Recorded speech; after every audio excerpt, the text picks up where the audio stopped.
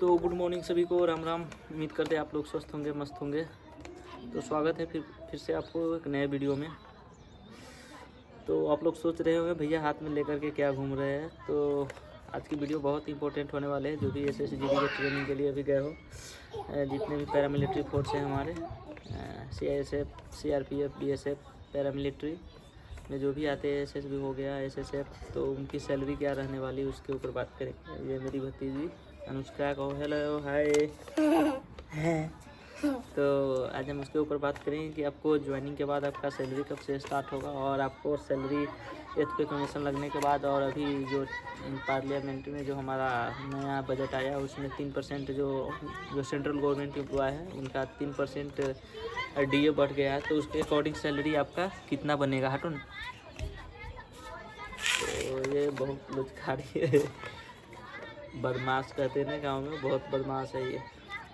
तो जो अभी नई DA आया है 61%, तो आप लोग जब जाओगे तो आप लोगों को वो ऐड होकर मिलेगा या नहीं मिलेगा, तो उसके ऊपर ये वीडियो है कि आपका ज्वाइनिंग के बाद आपका सैलरी कितना होगा, पर मंथ कितना होगा, आपका फर्स्ट सैलरी कब तक आएगा। तो इसके ऊपर हम बात करेंगे। तो सबसे पहले हम बात कर लेते हैं, जब भी आप ट्रेनिंग सेंटर ज्वाइन कर लेते हो तो उस दिन से ही आपका सैलरी स्टार्ट हो जाता है। चाहे आप जो डेट दिया है उस पर आप ज्वाइन कर लेते हो, या जैसे हमारे ग्रुप सेंटर में CRPF का तो उतना आइडिया नहीं है मुझे, कि क्योंकि ग्रुप सेंटर CRPF का ऐसा है कि 20 दिन आपको टाइम दे दिया जाता है, उस बीच में आप कभी से ज्वाइन कर लो।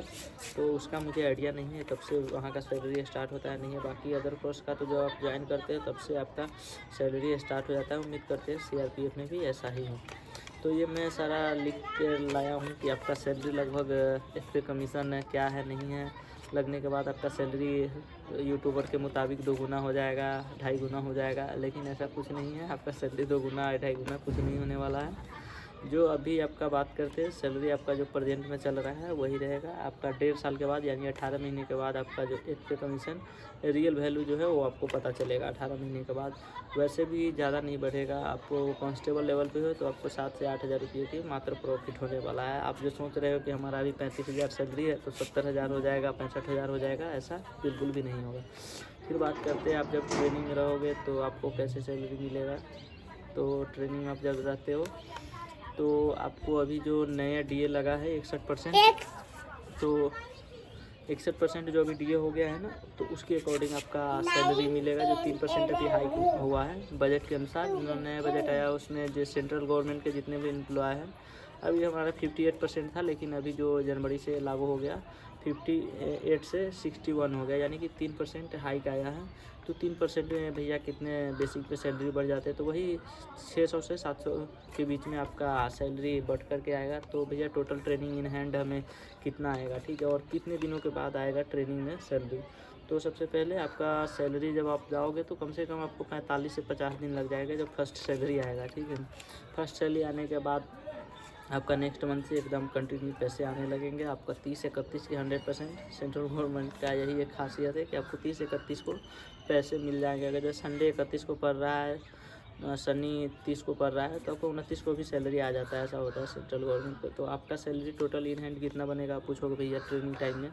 जो हमारे CRPF हो गए, SSB, CISF, या फिर असम राइफल, या फिर ITBP, सारे चीज़ हो गए, तो इन सब का सैलरी ट्रेनिंग टाइम में बराबर ही रहेगा। कोई कैसा भी जगह पे हो लेकिन सेम सैलरी रहेगा। तो आप इस सब से मतलब ये नहीं रहोगे कि यहाँ का सैलरी ज़्यादा है कम है, उसे वहाँ ट्रेनिंग टाइम में आपका सैलरी सेम रहेगा। तो भैया इन हैंड कितना आ जाएगा अप्रॉक्स आप पूछोगे, तो आपका सैलरी अभी 61% के अकॉर्डिंग मैंने सब लगा करके इधर गुना भाग कर करके रखा हूँ, इसलिए मैं लेकर के आया हूँ। तो बात करते हैं आपका total salary in hand approximate बताऊंगा, क्योंकि एग्जैक्ट तो बता नहीं सकता। हर महीने में कम बेस होते रहते हैं, वो आपके मेस के खाने पे डिपेंड करता है, ठीक है। कभी मेस में ज़्यादा पैसे आ जाएंगे, कभी कम आ जाएंगे, ठीक है।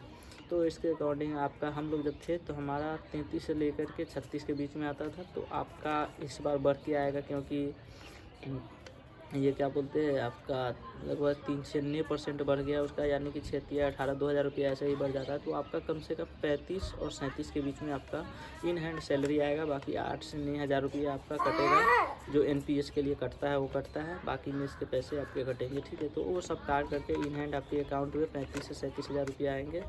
तो आप लोगों को वीडियो कैसी लगी? वीडियो अच्छी लगती है तो प्लीज़ लाइक शेयर और कमेंट जरूर कीजिएगा, और अपने सारे दोस्तों के पास शेयर करो जो अभी SSC GD के ट्रेनिंग के ज्वाइन किए और उनको सैलरी से रिलेटेड बहुत, क्योंकि सैलरी के कारण ही आपको मोटिवेशन मिलता है कि भैया सैलरी कितना मिलेगा, उसके हिसाब से भी आप सैलरी का इंतज़ार करोगे, पैसा कैसे सेविंग करोगे, ये वगैरह वगैरह बहुत सारी चीज़। जब सैलरी की लत लगेगी आपको खुद ब खुद पता चल जाएगा, क्योंकि सैलरी ऐसी चीज़ है कि लोग कहते हैं कि हमें फौज का वर्दी चाहिए, क्योंकि सैलरी ज़्यादा ज़रूरी है भाई। मानते हैं कि हाँ वर्दी होता है, लेकिन सैलरी बहुत ज़रूरी है दोस्त घर चलाने के लिए, क्योंकि हम पैसे के लिए ही घर से बाहर जाते हैं। जब हमें पैसे ही नहीं मिलेगा तो हम क्यों ऐसा जॉब करेंगे। तो आपको 35 से 37 हज़ार रुपया इन हैंड आ जाएगा। तो वीडियो कैसा लगा? वीडियो अपने दोस्तों के पास शेयर करो जो भी अभी ज्वाइनिंग कर रहे हैं। मिलते हैं नेक्स्ट वीडियो में। जय हिंद, राम राम।